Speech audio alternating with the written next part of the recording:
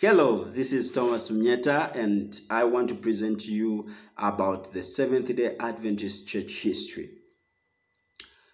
Now, I'm not going to talk about the Seventh-day Adventist Church history, but I am going to share with you about a person of influence in the Seventh-day Adventist Church history. And this one is no other than John H. Kellogg. John H. Kellogg was born in 1852 and he died in 1943. Now, Kellogg was a Seventh-day Adventist Church physician.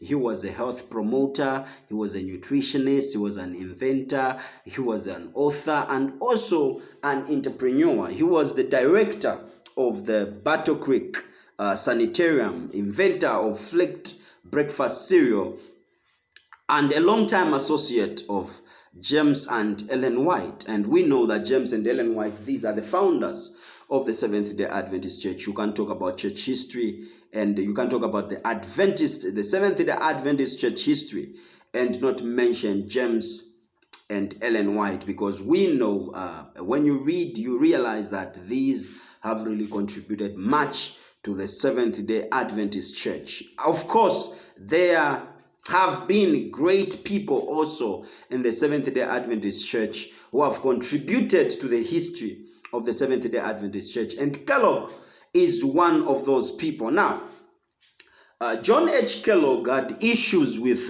denominational leadership, philosophy, and doctrine, and this in 1907 he was disfellowshipped from the Seventh-day Adventist Church. But even though he was disfellowshipped, he maintained the Adventist friendship and many features of the Adventist lifestyle until his death in 1943.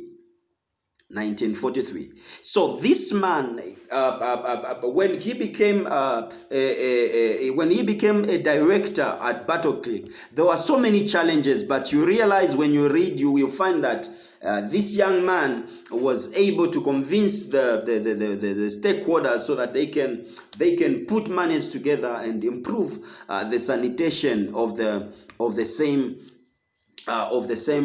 sanitarium. So in the fall of 1876, the 24-year-old Kellogg reluctantly took over as medical director of the Western Health Institute, which had been serving patients since 1866. Ellen White had aged formation of the institute after experiencing in December 1865 the second of the two visions during the 1860s concerning health reform as essential to the Adventist faith.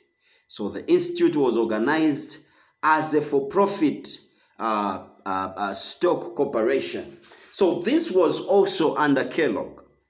Ellen White received a vision about the great importance of adding health reform to the Adventist faith.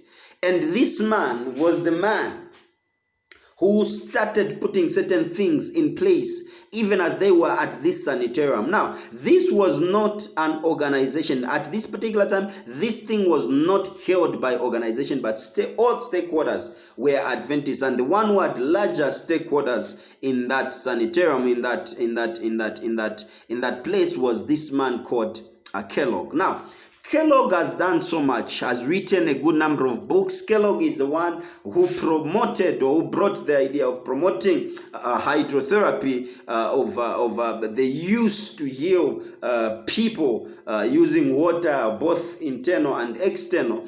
And actually, he's the one who said if you're going for a surgery, you need to take quite a good number of good amounts of water so that you remain rehydrated even during your surgery. So there is so much that he added, especially to the health sector in the Seventh-day Adventist Church. Now, this presentation is not only for the Seventh-day Adventist Church, but for Adventist Church members, but this presentation is also for everyone who would want to learn more about the Adventist Church, about the men, the person of influence in the Seventh-day Adventist church history. And Kellogg is one of them. I would urge you that go to the SDA encyclopedia and read more about this man, because there's so much that we can learn from this man, and there's so much that this man has contributed to the Seventh-day Adventist church history.